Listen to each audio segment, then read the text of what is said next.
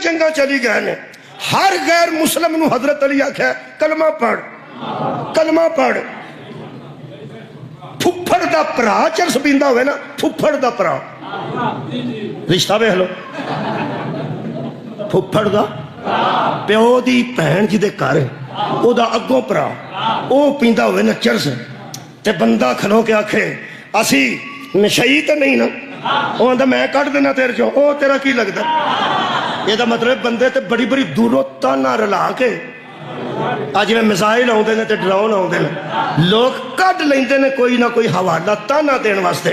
मौलवी कुरान ते हथ रख, हर जंग च गैर मुसलमान अली आख्या पढ़ कलमा, जे अली दे प्यो नहीं सी पढ़िया कोई तो काफिर बकवास करता, पहले प्यो नूं तो पढ़ा।